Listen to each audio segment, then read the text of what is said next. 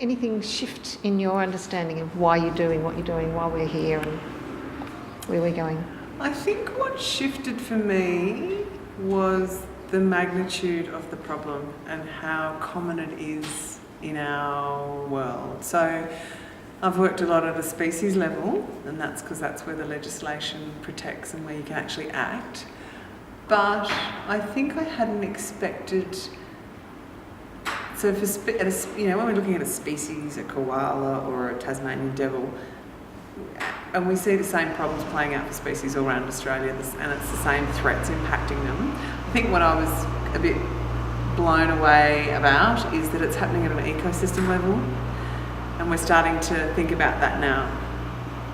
And that's even more, the scale of the problem in terms of human well-being is much bigger if we're talking about ecosystem collapsing, not just species going extinct, but whole ecosystems collapsing. And that, I think, for me, drives how much of an issue it is for human well-being. Yeah. Whereas, if the orange-bellied parrot went extinct, humans will be a little bit sad, but not everyone will. But if we lose entire kelp forests, or if we lose whole mountain ash forests, we lose our fresh water, we lose our marine resources. And so I think, for me, a take-home from the conference has been that everyone is seeing ecosystems collapse all over Australia, and even more broadly, and it happens really rapidly. People aren't surprised though, and so I think that tells us that we kind of know what the problems are, we just need to fix them. Yeah. So I have been involved in these kind of workshops and science think tanks for a long time. One of the things that I was really keen to ensure was that everybody had a voice and everybody felt comfortable using their voice. And one of the ways that we ensured that happened was we had diversity at the table, which is what you observed. And the way that we had to capture that diversity was to proactively try and create it. So we ensured that we invited early young people working in the space, and that we had enough young people so that they felt comfortable talking up. So my experience to date has been that when you're a junior person and you go into a room full of senior, experienced, credentialed people, you're quite scared to speak up because you think, I don't really know enough. But if you see other people around you speaking up, then you feel confident to also speak up. By design, we also ensured that we had a really good gender makeup. And so, again, in science, in the life sciences, it's a male-dominated field at senior levels. And we really need to actively try and change that. And people of different genders and different backgrounds have different approaches. And so in terms of coming up with solutions, I think having diversity at the table in gender, age, discipline, means that you make better decisions and you come to more creative and robust conclusions. So by design, we had to actively ensure that we had gender and younger people and older people. We wanted the wisdom, but we wanted the enthusiasm and innovation. So we ensured we had diversity to try and get that. So by listening to each other, and there was no turf warring in our conversation. It was just, I think this, I think this, I think this, and I think that. And feeling confident that you had a voice and you were being listened to, and then hearing all the voices, I think I was learning the whole time. And that was really exciting. And it's nice in that space to know that you're teaching other people. So you're not, you've got an audience, but you're learning, they're learning, and it's an exchange of knowledge, which is really exciting, I think. How important do you think that is for people to witness the process, as well as the products that are going to come out of this? Yeah, so it's not something I think about because I assume people understand the process, and obviously they don't. So I guess, it's important that people understand that we do exchange knowledge. It's not just, here's the facts, swallow it, deal with it. It's there are complex problems, and we get confused, and we have to nut out the complexities. But I think the solutions are often simple. Once you work out what the problem is, often it's pretty straightforward what you need to do, if that makes sense. And I think so for people to watch the process and understand how we exchange knowledge. So I think maybe for an observer at times it would have looked like we were in disagreement and we couldn't agree on something.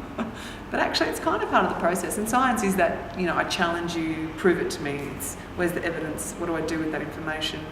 What do you do with that information? And do we have the same, do we both come up with the same outcome with the same data? And it's, science is built currently on this sort of foundation of peer review, where I review as a peer what you're saying and I hold it up to scrutiny. And so that's probably a process that isn't apparent to people. So the thing about climate change is that 98% of scientists are actually in agreement that it's happening. We're not arguing that it's happening. We know it's happening.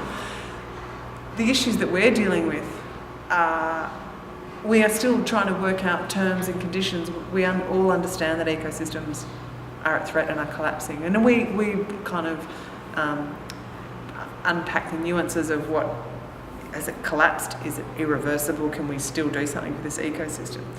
And I think at times in that process it might look like we're arguing, but really teasing out and getting down to the facts. A lot of it's also nested in definitions, and so I think one of the beauties of science is we understand about definitions. And so once we understand we're using the same language, then it really plays out as to what we're talking about. One of the really hard things as a scientist is the way that the non-scientific community interprets the language, and the message gets lost. And I think that's a challenge. How important do you think it is for people in the arts and humanities to interact with scientists and listen to scientists? I think it's... And vice versa. I think it's really important for people in the arts and humanities to interact with scientists because we struggle to get our message out, and our messages are really important.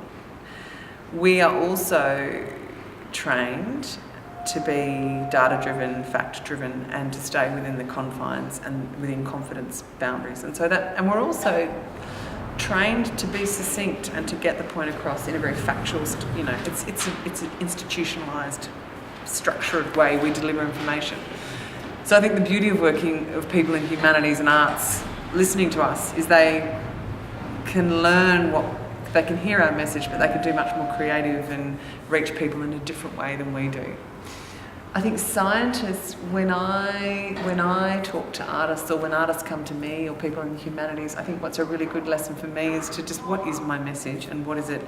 What's the big message? Not the detail, not the nuances, but what's the simplified version? To not saying that arts is simplistic, but if you're trying to communicate science in different forums or different spaces or mediums or different audiences, you really need to know what your message is. And so if you're talking to scientists all the time, you can kind of waffle on for ages and they understand what you're talking about. But if you're dealing with other disciplines in an interdisciplinary way, you need to be strong and understand what your message is. One of the reasons that scientists probably should interact more with artists is it can be really rewarding. And it can be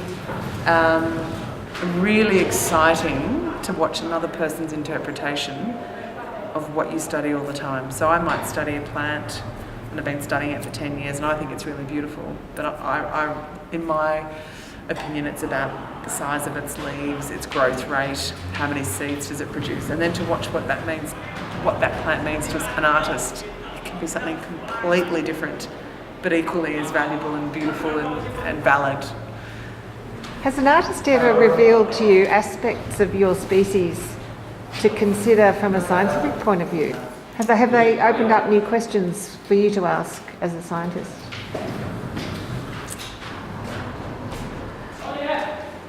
Yes. Or have you ever looked at a plant from a perspective, a more subjective perspective perhaps, that's opened up? I'm interested in the creative process of science. Yeah. I think this is part of it. Yeah, so I often study species at a species level, and I look at the traits. You know, why does this plant grow here? And often when I am doing that, I think in a very science, rigorous, structured way. But then actually watching what artists can do, they can see at one plant, another plant, and actually draw them with the same leaf shape. But to me, one's from one genetic lineage and one's from another, and this one's a 1,000,000-year-old plant and that one's only half a million. But the artist has seen similarities in shape and form, which to me informs their function. So yes, and I also I think it's interesting with animals and sound. Like I just the sounds that I hear, I have a reaction to, but to watch what that sound can mean to someone who's an artist or a musician, and it's a completely different sound. And then also at a landscape scale, what I see in a landscape is incredibly different to what a lot of more creative, artistic people see. So I can often look at a landscape and I see invasion or destruction or recovery of species, but I love seeing how it's interpreted by an artist, which can be completely different. I work in Antarctica, and not many people get to go to Antarctica. So it's really important to have artists and people to help us communicate to bring Antarctica to people. And often with species as well, tiny little species that no one really knows anything about. I can write a paper, I can do a bit of media, but if an artist can bring that species to life and reach a bigger audience, or ecosystem to life and bring that to a bigger audience, that's a really powerful thing. And that's why we need the interaction of arts and science.